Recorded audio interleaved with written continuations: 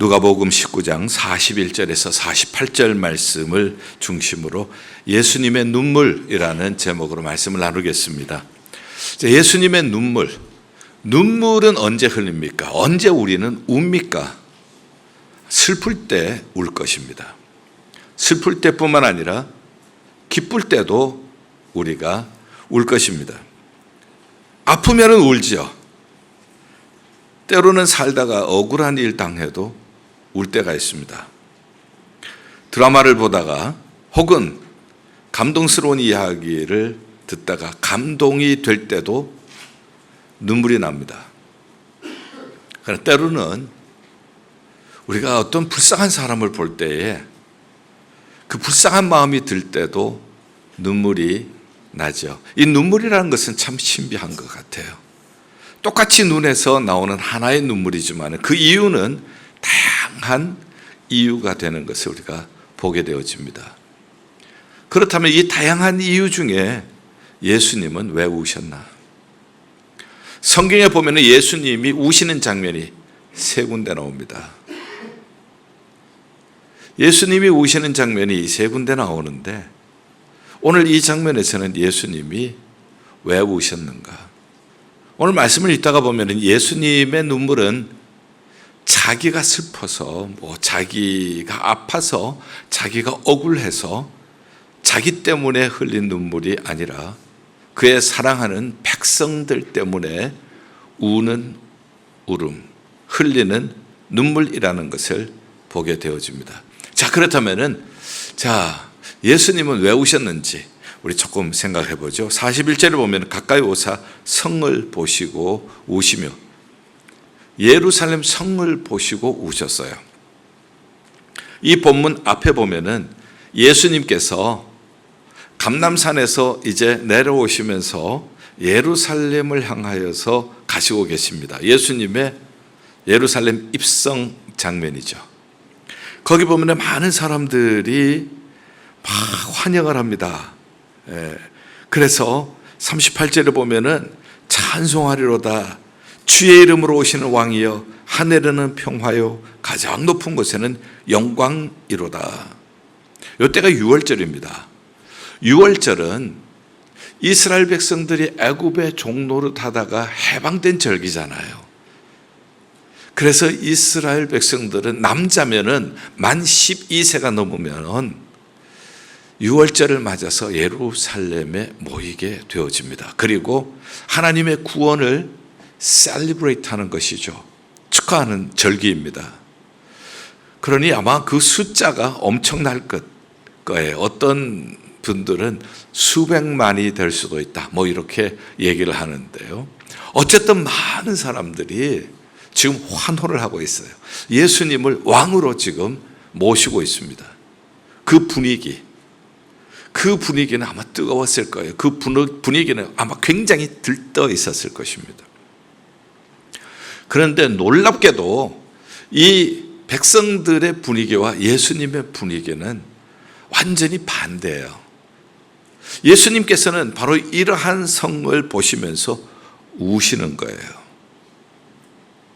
백성들은 막 들떠서 환호하고 막 이렇게 좋아하는데 예수님은 우시고 계세요. 왜 우시는가 보니까 너도 오늘 평화에 관한 일을 알았더라면 좋을 뻔하였겠니와 지금 내 눈에 숨겨졌도다. 지금 이들이 평화를 얘기를 하고 있지만은 평화를 모르고 있다는 거예요. 지금 내 눈에 감추어져 있다고 하는 것은 못 보고 있다고 하는 거예요. 그 다음에 보죠. 날이 이를지라 멀지 않아서 곧 미래에 너희 원수들이 토둔을 쌓고, 토둔이라고 하는 것은 성이 있으면 그 성을 점령하기 위해서 이렇게 언덕 같은 것을 쌓아서 성을 넘어서 점령하는, 그렇게 쌓는 것을 토둔이라고 하죠.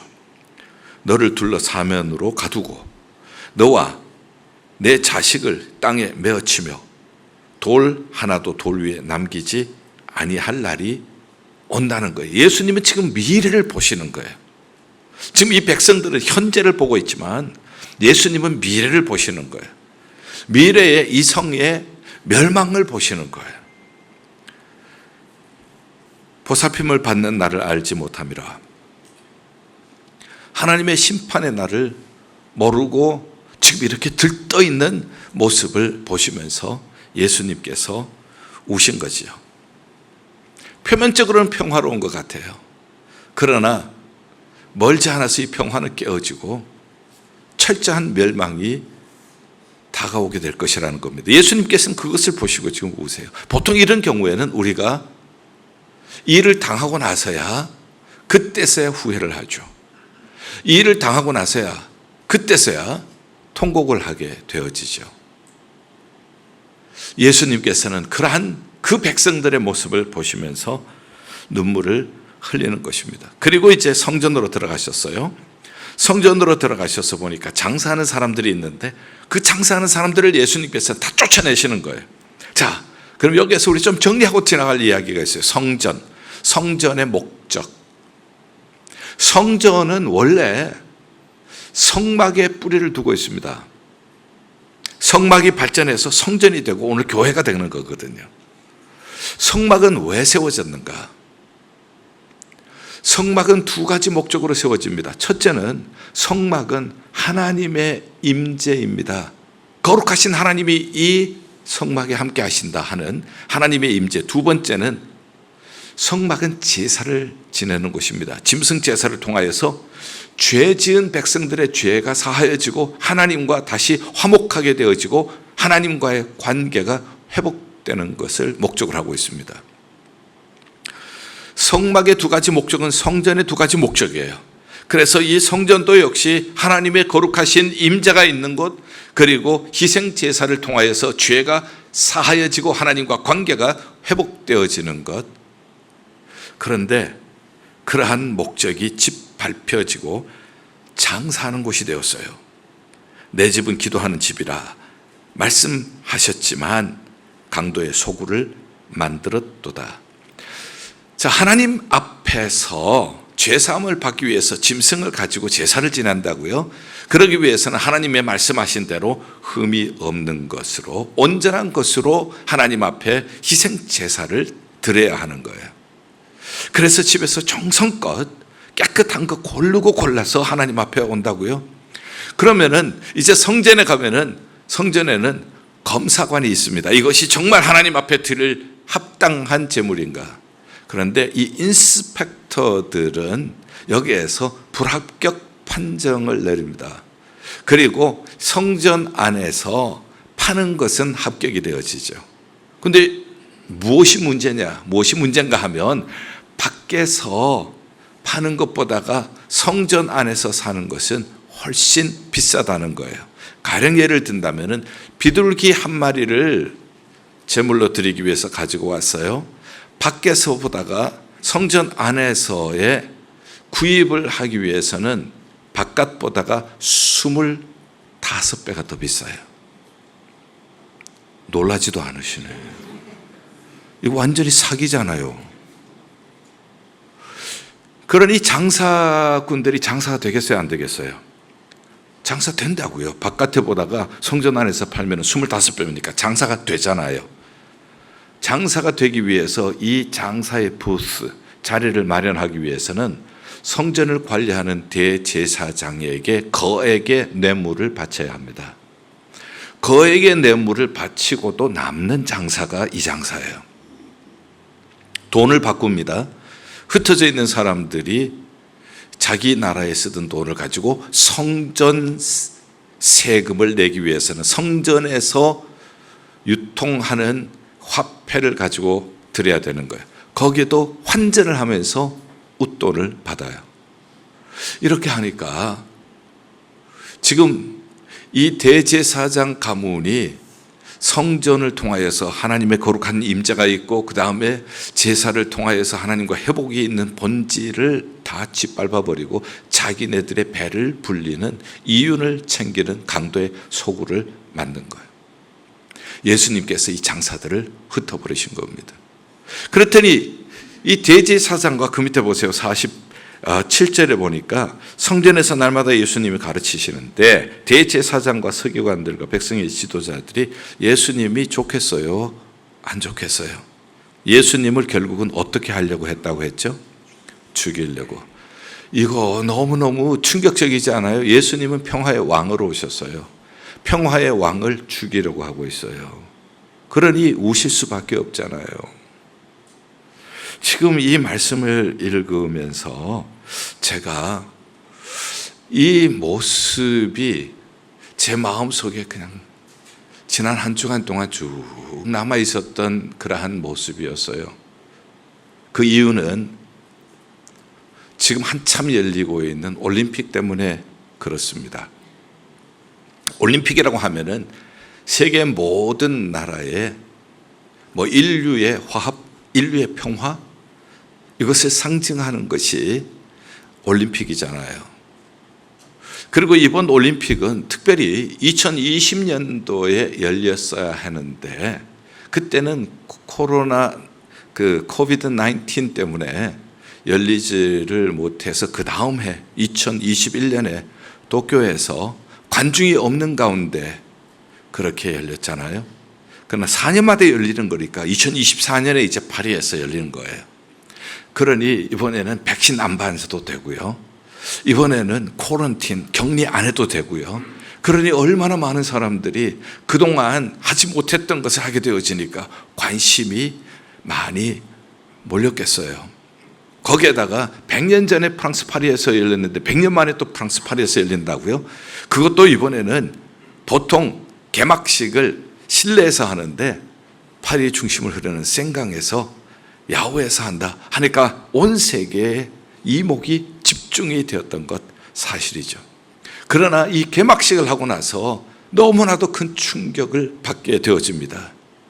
특별히 기독교인들에게는 엄청난 모독을 준 개막식이라 많은 빗발치는 항의가 있으니까 국제올림픽위원회에서는 결국은 개막식 영상을 개정해서 내리는 결정을 내릴 수밖에 없었어요. 왜 이러한 일이 일어나게 되었는가? 우리가 그중에 가장 주목해야 할 부분이 바로 예수님을 모독했다는 거예요. 개막식이 예수님을 모독했다는 겁니다. 어떻게 예수님을 모독했습니까? 예수님이 잡히시기 전에 제자들과 함께 성만찬을 나누셨죠. 떡을 나누시면서 이것은 너희를 위하여 찢기는 내 살이다. 잔을 나누시면서 이것은 너희를 위하여 흘리는 바 나의 새 언약의 피다 하시면서 나눠주셨죠. 이 그림을 이태리 사람인 레오나르도 다빈치가 최후의 만찬이라고 하는 제목으로 그림을 그린 거잖아요. 그런데 그것을 풍자해서 퍼포먼스를 한 거예요. 그래서 중간에 예수님 역할을 하는 사람이 앉아있고 그 다음에 제자들과 같은 사람들 옆에 쭉 앉고 이런 것을 퍼포먼스를 하는데 예수님 자리에 누가 앉았는가 하면은 어떤 여성이 앉아있는데 예수님의 머리에 후광이 있는 것처럼 머리에 헤어핀을 그냥 후광이 있는 것처럼 이렇게 달았는데 나중에 알고 보니까 나중에 인터넷을 찾아보니까 그 여인은 유대인 레즈비안이더라고요. 왜 예수님 자리에 유대인 여성 동성 연애자를 왜 거기에 앉혔는가? 그 다음에 예수님의 제자들 자리에는 남성들인데 여장 화장을 한 거죠. 여장을 한 남성들이 거기에 쭉 앉아 있고 나중에 드러난 얘기지만은 그 중에 한 사람은 짧은 바지 밑으로 성기가 노출된 것도 드러나게 되었죠. 그 다음에 그 앞에 성만찬 그 상 앞에 이제 조개 같은 것인데 거기에 한 사람이 누워 있습니다. 반나체로 누워 있는데 그 사람은 디오니소스라고 하는 그리스의 술의 신, 프랑스 가수가 반나체로 그렇게 누워서 노래를 하는 장면입니다. 이것을 보면서 많은 전 세계 기독교인들이 아주 충격을 금할 길이 없었고 많은 빗발치는 항의를 했습니다. 결국은 IOC에서 바로 그러한 이 영상을 내리게 되었는데요. 자, 이것을 보면서 저는 어떤 생각이 들었는가 하면은요, 예수님께서 마지막 때에, 이 인류의 역사의 마지막 때에 일어날 일들을 얘기하는 장면, 여러분들이 잘 아시는 것처럼 마태복음 24장, 마가복음 13장, 누가복음 21장에 나오죠. 마태복음 24장 15절에 보면은 멸망에 가증한 것들이 서지 못할 곳에 서는 것을 보거든 너희들은 피하라. 그리고 마태복음 24장 21절에는 전에 없었던 대환란이 일어나게 될 것이다, 이런 말씀을 하고 계세요. 이 말씀은 다니엘서 9장, 11장, 12장에 다니엘이 예언한 말씀을 예수님이 인용하신 거예요. 다니엘이 예언한 예언, 멸망에 가증한 것이 서지 못할 곳에 선다. 이 말씀은 역사적으로 크게 이루어진 적이 몇 차례 있는데요. 대표적인 것이 주전 167년 수리아 왕 안티오커스 에피파네스 4세, 이 사람이 성전을 점령을 하고 거기에 성전, 다시 언급합니다. 성전의 두 가지 의미, 첫째는 하나님의 임재, 두 번째는 하나님께 드리는 제사를 통한 하나님과의 화목, 이것을 짓밟고 제우스 신상을 세웁니다, 성전에. 그리고 부정한, 성경에서 부정하다고 하는 짐승을 잡아서 거기 피를 흘리게 되어지죠. 바로 이런 일이 있었고, 예수님 당시에도 지금 거룩한 하나님의 임재가 있고 하나님 앞에서 하나님의 은혜로 죄사함을 받고 하나님과 화복하게 되어지는 이러한 곳에 장사의 소굴을 만든 거예요. 멸망에 가증한 것이 서지 못할 곳에 서게 된 것입니다. 예수님의 말씀하신 대로 주후 70년, AD 70년에 로마가 예루살렘을 공격해서 토둔을 쌓고 그리고 점령을 해서 어른이나 아이나 땅에 메어치고 엄청난 살육이 있게 되어집니다. 그리고 돌이 돌 하나에 남지 않는다는 예수님 말씀처럼 그대로 이루어진 거예요. 로마 군인들은 무슨 얘기를 들었는가 하면은 이 성전은 귀하기 때문에 유대인들이 성전을 지을 때 돌을 놓고 그 위에 보석 하나 놓고 돌을 놓고 그 위에 보석 하나 놓고 돌을 놓고 그 위에 보석 하나 놓고 이렇게 지었다는 얘기를 듣고 그 보석을 찾기 위해서 돌을 돌 하나 위에 남지 않도록 철저하게 파괴를 한 것입니다. 주후 70년에 일어났던 일이에요. 예수님 말씀 그대로 이루어졌죠. 그런데 지금 이걸 모르고 있다고요. 지금 이런 날이 다가온다는 것을 모르고 막 흥분해 있는 군중들을 보시면서 우시는 거예요. 이러한 영상이 저한테는 겹쳐집니다. 지금 전 세계는 올림픽이라고 들떠 있어요. 흥분해 있습니다. 세계 평화하면서 환호를 지르고 있어요. 그러나 제 눈에는 예수님의 우는 모습이 보이는 거예요. 멸망에 가증한 것이 서지 못할 곳에 서는 거예요. 예수님이 평화의 왕으로 오셨는데 평화의 왕으로 오신 예수님을 조롱하는 거예요. 그가 찔림은 우리의 허물 때문이고 그가 상함은 우리 죄악 때문인데 그가 징계를 받음으로 우리가 평화를 누리고 채찍에 맞음으로 우리가 나음을 입었는데 우리 무리의 죄악을 각기 고집대로 갔던 우리 무리의 죄악을 하나님께서는 예수님께 담당시키셔서 예수님이 우리 대신에 살찌지시고 우리 대신에 피 흘려서 우리의 화목제물이 되어주셨는데 평화에 관한 일을 모르는 거예요. 평화의 왕으로 오신 예수님을 오히려 조롱하는 거예요. 예수님 당시의 대제사장들, 서기관들, 백성의 장로들처럼 예수님을 죽이려고 하고 있는 바로 이 시대. 평화의 왕으로 오셨지만 평화에 관한 일을 모르는 이들을 향하여서 예수님이 우셨어요. 바로 그 거룩한 성만찬 자리에, 예수님 자리에 누구를 앉혔습니까? 제자들 자리에 누구를 앉혔습니까? 그 거룩한 성만찬 그 앞에는 지금 누가 반나체로 누워서 노래를 부르고 있습니까? 왜 하필이면은 예수님의 살과 피를 기념하는 그 장면을 이렇게 더럽히는 것입니까? 그냥 보면은 우리가 예술의 자유다, 뭐 이렇게 얘기를 하면서 했지요. 표현의 자유다, 이렇게 얘기를 하면서 했죠. 그러나 성경을 읽어보면은 그게 아니에요. 성경을 읽어보면은 멸망에 가증한 것들이 서지 못할 곳에 서는 거예요. 예수님의 살과 피를 기념하는, 우리에게 생명을 주시는, 우리에게 구원을 주시는 그 거룩한 장소에 서지 말아야 할 것, 설 수 없는 것들이, 멸망할 것들이 거기 서는 거예요.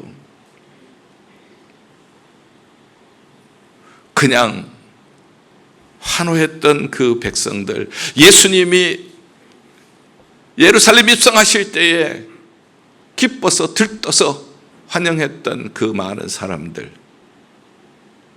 그러나 그들과는 달리 예수님은 성을 보시고 우셨어요. 오늘 우리는 어떤 사람이어야 하는가?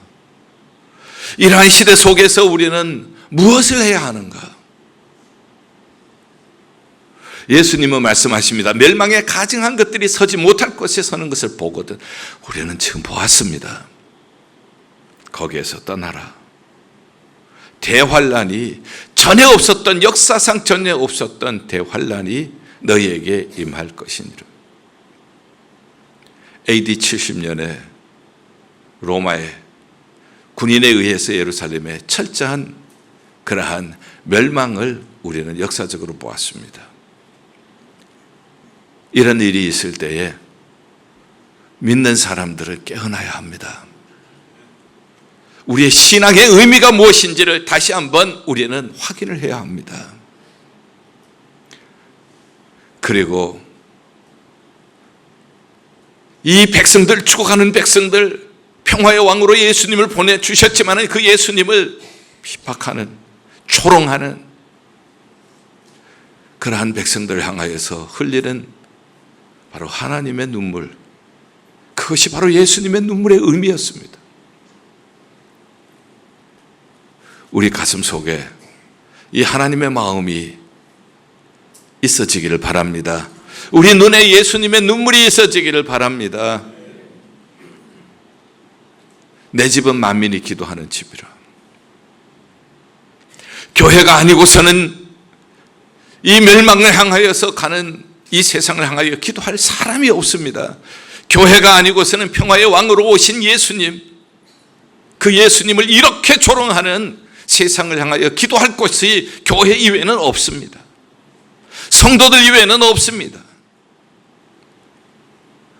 하나님의 가슴이 우리의 가슴이 되고 예수님의 눈물이 우리의 눈물이 되어서, 하나님, 걸어가신 예수님, 평화의 왕으로 오신 예수님을 이렇게 조롱하고 있는 저들을 불쌍히 여겨 주시옵소서. 그리고 평화의 왕을 알아볼 수 있는 눈이 열리게 하여 주시옵소서. 그리고 그 평화의 왕이신 예수께로 돌아오게 하여 주시옵소서. 다시 한번 이 땅에 예수 그리스도의 세계가 오게 하여 주시옵소서. 다시 한번 영적인 바람이 불어오게 하여 주시옵소서. 다시 한번 회개하고 하나님께로 돌아오는 새 역사가 이루어지게 하여 주시옵소서. 기도하는 교회가 될 수 있기를 바랍니다. 기도하는 성도님들이 될 수 있기를 바랍니다. 주님의 눈물이 우리 가슴에 흐르기를 바랍니다. 하나님께서 우리의 눈물을 보시고 우리의 기도를 들으시고 이 멸망하는 세상을 건져주실 줄을 믿습니다. 그리고 이 땅에 새로운 영적인 대각성이 이루어지게 하실 줄 믿습니다. 꿈을 가지십시다. 이것이 우리의 비전이 될 수 있기를 바랍니다.